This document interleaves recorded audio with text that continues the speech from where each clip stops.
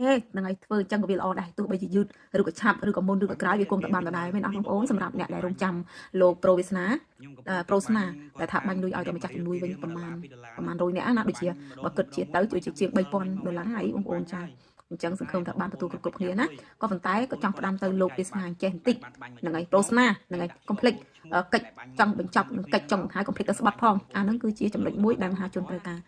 បំផុតមិនថាខ្ញុំមិនថាគេទេដោយសារទោះបីជាលោកយកលុយនោះពីបងអូនស្រីហ្នឹងហើយទៅបាញ់លុយទៅមហាជនវិញប៉ុណ្ណាក៏ដោយក៏ប៉ុន្តែដូចដឹងស្រាប់ហើយបាញ់លុយឲ្យមហាយកលុយពីបងអូនស្រីបានត្រឹម860000រៀលទេណាហ្នឹងហើយអញ្ចឹងសួរថាលោកនឹងសុខចិត្តថាចេញលុយដែលបងអូនស្រីលេបលុយរបស់បងអូនលួចលាក់នោះដែលបងអូនកំពុងតែចាប់ប្រកាន់គាត់ថាគាត់ទទួលលួចលាក់លេបលុយហ្នឹងណាចំនួន4លានរៀលហ្នឹងណាបងអូនសុខចិត្តដែរថាចេញចំនួនបងអូនស្រីហើយវេលុយទៅឲ្យម្ចាស់ដើមអញ្ចឹងកុំឲ្យខូចឈ្មោះរបស់បងអូនហើយកុំឲ្យខូចឈ្មោះរបស់បងអូនស្រីចឹងកុំភ្លេចស្បាត់ផងអាហ្នឹងគឺជាចំណុចមួយដែលមហាជនចង់បានមិនថាខ្ញុំមិនថាគេនឹងទេព្រោះវាគឺជាចំណុចចាប់ផ្ដើមលក្ខណៈថាប្រុសប្រកាន់គឺស្រីប្រកែកចឹងណាអញ្ចឹងអូខេបងចូលរួមត្រេកអរហើយបងក៏សប្បាយចិត្តនឹងដែរតែបងអូនបានវេលុយទៅឲ្យម្ចាស់ជំនួយវិញក៏ប៉ុន្តែនឹងឲ្យតើបងអូនសុខចិត្តដែរឬទេតើបងអូនរីករាយដែរឬទេតើបងអូនសប្បាយចិត្តដែរឬទេតែបងអូនយកលុយពីបងអូនស្រីបានតែ860000រៀលក៏ប៉ុន្តែបងអូននៅបទិលសង្ស័យរបស់មហាជនហើយនឹងបងអូនផ្ទាល់គឺបងប្អូនបានបញ្ជាក់ថាបងអូនគឺឲ្យលុយបងអូនស្រីរហូតដល់ទៅ$1300ក៏ប៉ុន្តែបងអូនយកលុយពីបងអូនស្រីបានតែត្រឹម86រៀលទេអញ្ចឹងបើសិនតែបងអូនបាញ់លុយទៅឲ្យមហាជន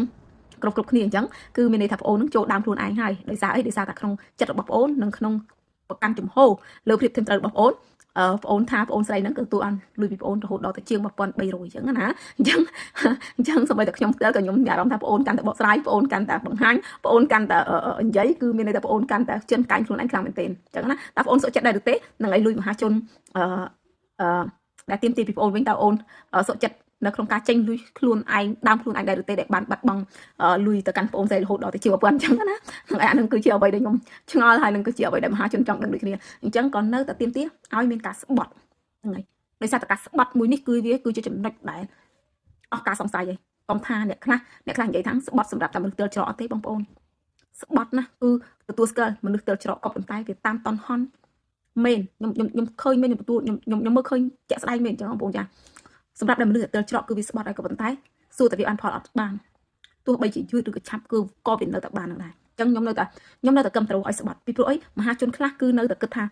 លោកប្រូវាសនាលោកប្រូស្នាហ្នឹងគឺថាបានលុយទៅឲ្យម្នាក់